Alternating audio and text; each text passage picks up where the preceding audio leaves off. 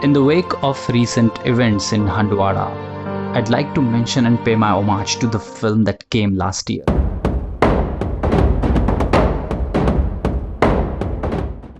The time when Uri came was a time of turmoil in Indian politics. The ruling party was blamed to be jingoist, but that was just another discussion. Uri was blamed to be a part of the nationalistic agenda. I cannot clearly say whether it was true or not, but I think it will not be justifiable to tag Uri as only a nationalistic film. Prior to Uri, we have been served with war films like Border, LOC and Hakikat. These films, however, depicted the true picture of war, but somehow they couldn't escape the heroism. Uri starts with a Naxalite attack on an army convoy. A few months later, a special team comes and neutralizes all the militants. It is important to notice when you use the word like neutralized instead of killed. अगर मैं कहूँ कि northern Kashmir के commanders में से एक थे जी, तो उनको हमने न्यूट्रलाइज़ किया था. उसके लिए मुझे पहला सेना मेडल दिया गया था जी, और दूसरा सेना मेडल मुझे एक दूसरे ऑपरेशन के लिए मिला था. माफ़ करिए, मैं आपको इंटरप्ट कर रहा हूँ. न्यूट्रलाइज मतलब उनको जान से मार दिया. ये थोड़ी सी आर्मी लैंग्वेज है, कहते हैं न्यूट्रलाइज करना. तो इन्होंने वो ऑपरेशन लीड करा जहाँ पे उन टेररिस्ट को, आतंकवादियों को, दहशतगर्दों को जान से मार दिया था, ख़त्म कर दिया था जी. You are sticking to a jargon used by the army. It looks more professional, more sophisticated. Like the operation carried out, it is clean operation that is well targeted and well executed. In the entire film, there was not a moment when Major Vihan and his troops execute something heroic. They heavily rely on their training and equipment, which makes it more relatable. There is no glorified version of this story.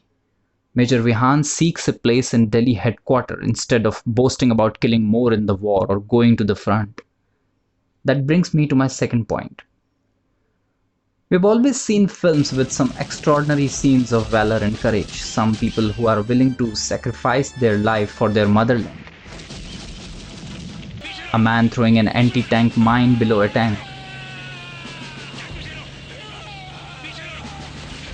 Another one chanting God's name and comes out in an open fire.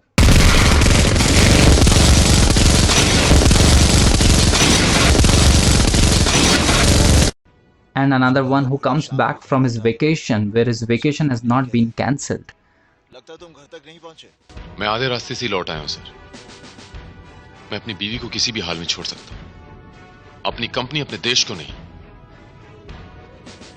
जंग जीतने के बाद तो मुझे छुट्टी मिल ही जाएगी ना sir. I'm not saying that is all untrue, but there is another part of their life where a high-ranking officer takes a post in army headquarters to take care of his mother.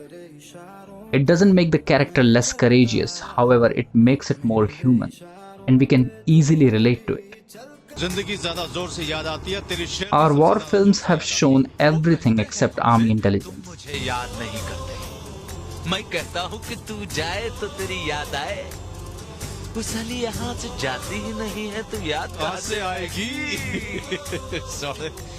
Uri includes this aspect of the Indian army too when an intelligence officer is sent to Major Vihan's house to keep a check on him. Intelligence is a neglected part of Indian war films. There are films and web series on intelligence alone, but nothing on army intelligence. Uri gives us an insight into the work of an intelligence agency and how they collaborate with the army. As they say that we spies are known by our failures, not by our success. In the end, Uri is everything but nationalistic propaganda. There are films that came before and after it that serve that purpose, but Uri should be seen as a film that gives us a deeper insight into a surgical strike.